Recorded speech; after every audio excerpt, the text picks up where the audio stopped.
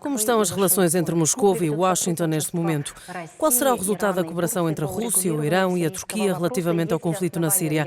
É justo que a União Europeia encare a Rússia como uma ameaça? Para falar destas e outras questões, Euronews entrevista em Global Conversation o ministro russo dos Negócios Estrangeiros, Sergei Lavrov.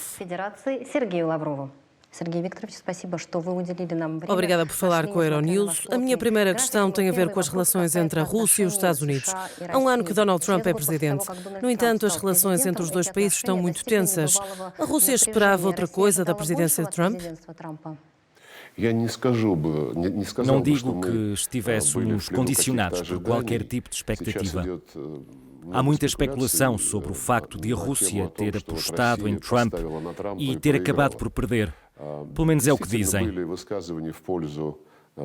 É verdade que foram feitas declarações de apoio ao presidente dos Estados Unidos, Donald Trump. Foram feitas por alguns políticos, parlamentares e figuras públicas. Mas nem o presidente, nem o ministro dos Negócios Estrangeiros, nem qualquer dos responsáveis pela política externa fizeram qualquer tipo de aposta nesse sentido.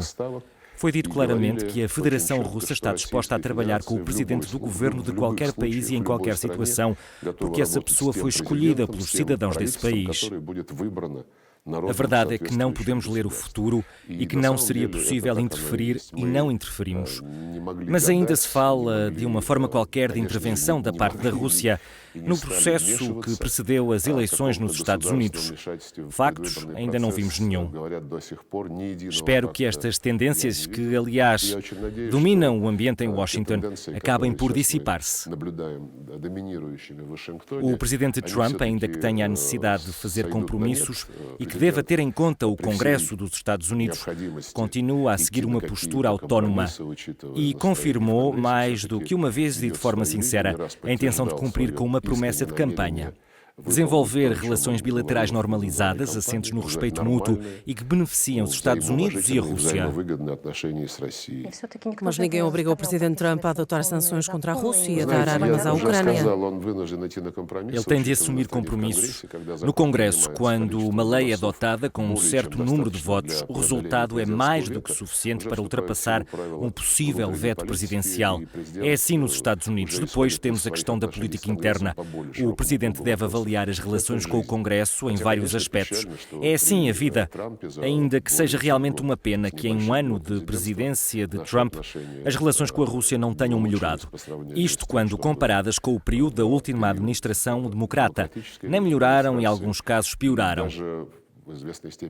Falo, por exemplo, nos ataques contra a nossa propriedade diplomática, algo que contradiz a Convenção de Viena, mas também a Constituição dos Estados Unidos e os princípios da sociedade norte-americana, onde a propriedade privada é sagrada. A situação é grave, pelo que vamos dar início a ações legais nos Estados Unidos.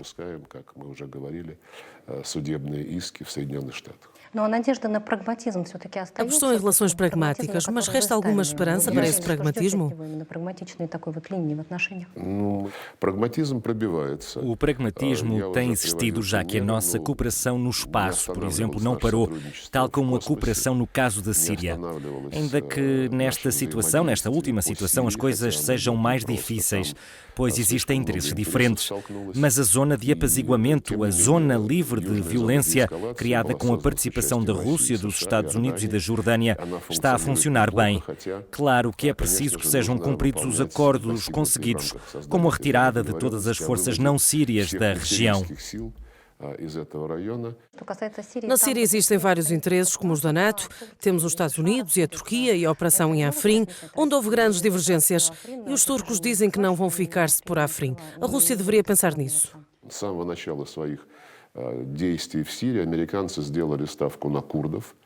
Desde que começaram com o envolvimento deles na Síria, os americanos apostaram nos curdos e ignoraram a posição da Turquia.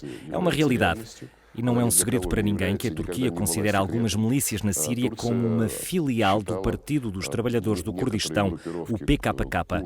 Tanto a Turquia como outros países têm essas milícias numa lista de organizações terroristas. Isso é bem conhecido. Os turcos disseram várias vezes que tinham a intenção de impedir que os curdos assumissem o controle da fronteira entre a Síria e a Turquia, mas os Estados Unidos armaram as forças curdas e ignoraram a posição turca. На протяжении всего этого периода, последовательно вооружая, причем достаточно Jogar com o problema curdo, sem entender completamente quais são as intenções dos curdos a nível geopolítico, tem-se mostrado uma estratégia muito perigosa na região.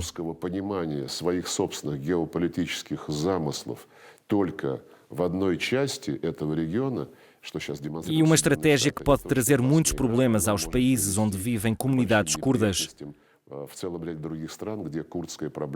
Temos de encontrar a forma de assegurar os direitos dos curdos nas regiões onde se encontram, em vez de tentar agitar toda a região, como tem sido feito pelos nossos parceiros ocidentais. На протяжении прошлого столетия занимались наши западные коллеги. Sob a liderança do presidente Trump, a influência dos Estados Unidos no mundo parece diminuir. Concorda com essa visão ou vê os Estados Unidos tão envolvidos em política internacional como nas últimas décadas? Não parece que a presença dos Estados Unidos no mundo tenha diminuído. O presidente Trump disse que é preciso tornar a América grande outra vez. A América primeiro. Mas quem entende estas palavras de ordem como um convite ao isolacionismo e a uma renúncia aos projetos externos, engana-se. A presença internacional não diminuiu e está apenas a expandir-se. Está a expandir-se a nível militar. É o que acontece na Síria, onde ninguém lhes pediu que aparecessem.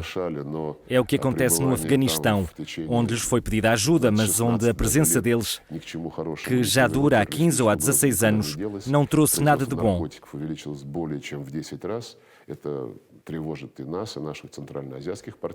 A ameaça terrorista não desapareceu. A produção de droga aumentou 10 vezes. É algo que nos preocupa e que preocupa os nossos parceiros na Ásia Central.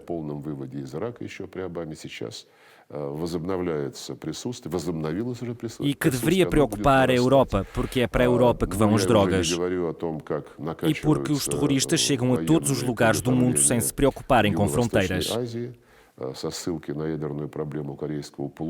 Mas houve também problemas no Iraque, onde depois de declararem uma retirada unilateral durante a administração Obama, acabaram por prolongar a presença no território e a presença deles tem vindo a crescer. E nem falo nos exercícios militares dos Estados Unidos no Sudoeste Asiático, sob o pretexto da ameaça nuclear norte-coreana, mas são feitos numa escala superior ao necessário para conter a ameaça que os Estados Unidos dizem existir na Coreia do Norte. E são exercícios feitos com uma intenção muito clara, a de se imporem no Mar do Sul da China, algo que se relaciona com as tensões territoriais entre a China e outros países da ASEAN. E claro, voltando aos grandes temas políticos globais em relação aos quais a presença dos Estados Unidos levanta questões, é preciso pensar no sistema global de defesa antimísseis, que já está a ser criado na Europa, na Roménia e na Polónia, e na Ásia, na Coreia do Sul, e agora temos o Japão interessado no projeto. Por isso, o sistema de defesa antimísseis coloca problemas não só à Rússia, mas também à China. Como pode ver, a presença dos Estados Unidos tem vindo a aumentar e não de forma inofensiva.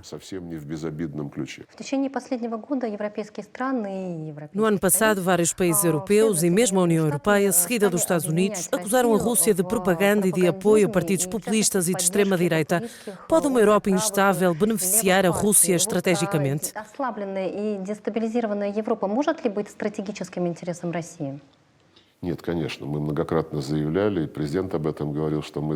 Claro que não pode. Já o dissemos antes, assim como já o disse também o Presidente. Queremos que estas confusões que afetam a União Europeia terminem. Queremos uma Europa forte e estável. É o nosso principal parceiro económico e comercial. Apesar dos problemas dos últimos 3 anos, a Europa permanece um parceiro importante e um investidor importante.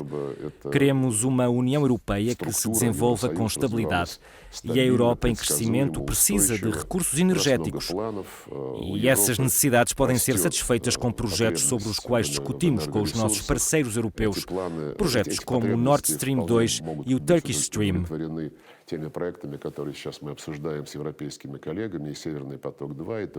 Já agora quero recordar que a Gazprom aumentou os recursos destinados à Europa, isto num volume sem precedentes. Foi um recorde. Por isso, toda essa conversa sobre a necessidade de serem independentes do gás russo é absolutamente política e é uma conversa cujo objetivo é a destruição da nossa parceria económica natural.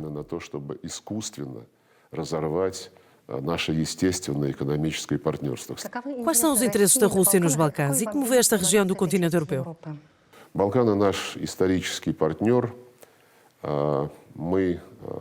Os Balcãs são, para nós, um parceiro histórico. Fizemos muito pela segurança e pela soberania de vários países balcânicos durante as guerras entre a Turquia e a Rússia, durante a Primeira Guerra Mundial e durante a Segunda Guerra Mundial. Partilhamos raízes históricas, espirituais e religiosas, já que a maioria dos habitantes dos Balcãs é ortodoxa.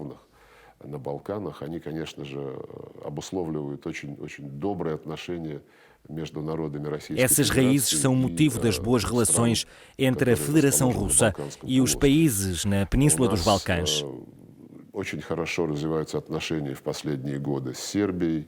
Nos últimos anos, desenvolvemos boas relações com a Sérvia e a Eslovénia.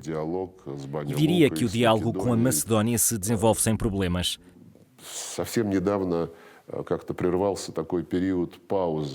Tivemos alguma distância, um período, uma pausa com a Croácia, mas voltamos a aproximar-nos.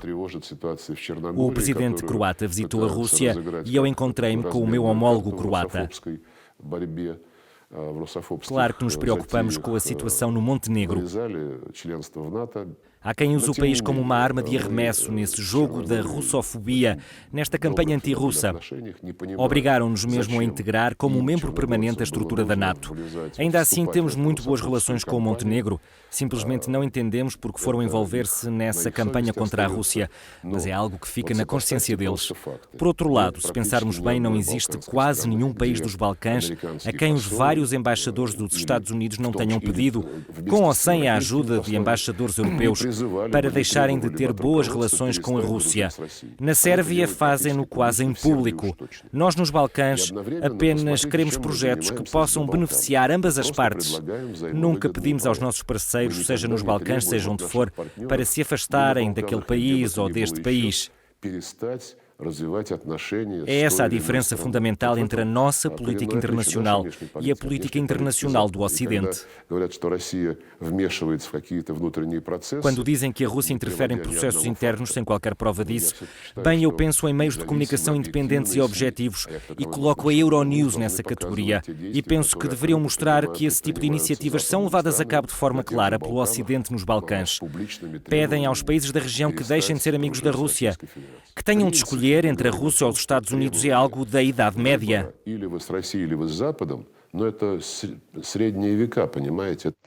O Parlamento ucraniano adotou a lei de reintegração de Donbass e declarou a Rússia como um Estado agressor. O seu ministério chamou à iniciativa uma preparação para a guerra. Os acordos de Minsk ainda estão em vigor para a Rússia e que solução encontra para este conflito?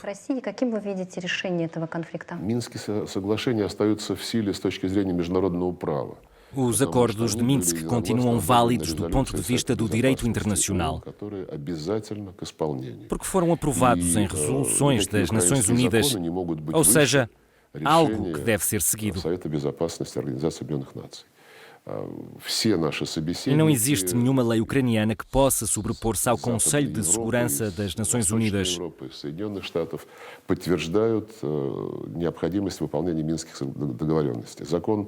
Todos os nossos parceiros, tanto na Europa Ocidental como na Europa Oriental e também os Estados Unidos, concordam com a necessidade de implementar os acordos de Minsk.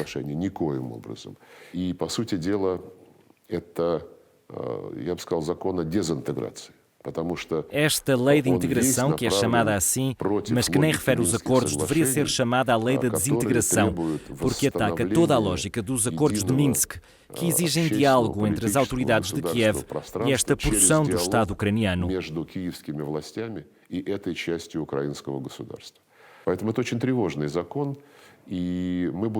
Parece-nos uma lei muito estranha e vamos falar com os nossos colegas e assistentes dos líderes do Quarteto da Normandia e com os colegas do Grupo de Contacto. Estou convencido de que não devemos mostrar fraqueza frente aos radicais que decidiram enterrar os acordos de Minsk. Existe alguma possibilidade que as forças de paz das Nações Unidas sejam destacadas para o leste da Ucrânia antes de março? Depende de quem não deu qualquer opinião relativamente ao projeto de resolução apresentado pela Rússia. A nossa lógica é simples. Os acordos de Minsk estão a ser implementados com uma monitorização. Há preocupações relativamente à segurança dos observadores. E durante algum tempo, o presidente russo ofereceu armas de defesa para que os observadores se sentissem mais seguros.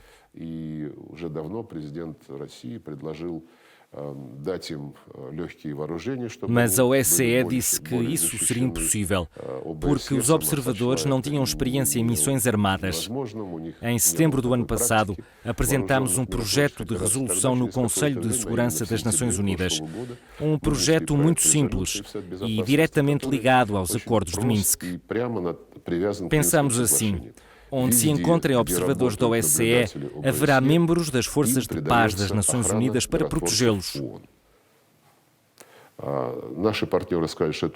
Os nossos parceiros concordaram, mas há mais. Sugeriram que não continuássemos com a tarefa de aplicar os acordos de Minsk. E sugeriram uma substituição de tudo o que estava escrito no documento por outra ideia: a criação de uma poderosa estrutura sob a proteção das Nações Unidas.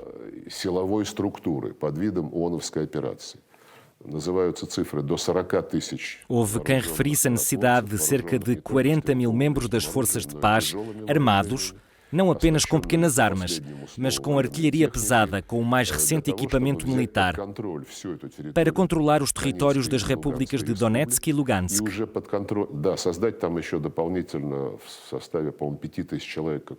E a necessidade de criar uma espécie de administração das Nações Unidas com umas 5 mil pessoas, para resolver todos os problemas, das eleições à atribuição de um estatuto especial ao território. Isto sem a necessidade de diálogo direto com Kiev, Donetsk ou Lugansk, como exigido pela resolução do Conselho de Segurança da ONU. Uma ideia que passa por uma administração internacional com poder decisório. São ideias que circulam. Mas a Rússia não concorda com a ideia? A Rússia não pode apoiar ideias que contradizem a decisão do Organismo das Nações Unidas responsável pela paz e pela segurança. A resolução que aprova os acordos de Minsk deve ser obrigatoriamente acatada. A Rússia conseguiu um acordo em parceria com a Turquia e a Síria. Para a Rússia, a Turquia e o Irão poderiam funcionar como aliados para uma política em comum para o Médio Oriente? Não pensamos num futuro tão distante. Primeiro, queremos acabar com o que começamos na Síria. A administração Obama demonstrou total incompetência no que aos acordos conseguidos entre Moscou e Washington para um cessar-fogo diz respeito.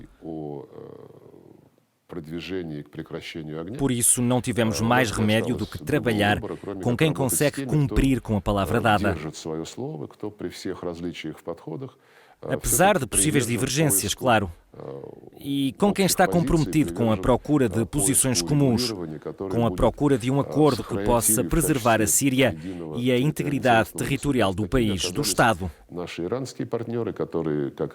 Refiro-me aos nossos parceiros iranianos que, tal como a Rússia, foram chamados à Síria por um governo legítimo para ajudar na luta contra o terrorismo.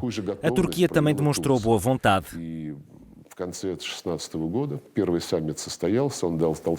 No final de 2016, quando teve lugar a primeira Cimeira da Paz, foi lançado o processo de Astana, que resultou num declínio da violência. O mais importante evento relacionado com a Síria foi o Congresso de Sochi para o Diálogo Internacional. Foram aprovados 12 princípios para a estrutura de um futuro Estado. É verdade que nem todos os grupos opositores estavam adequadamente representados em Sochi, mas foi um encontro onde esteve presente uma representação variada dos componentes da sociedade síria, algo sem precedentes. Различных сегментов сирийского общества в форум. Спасибо большое. Спасибо.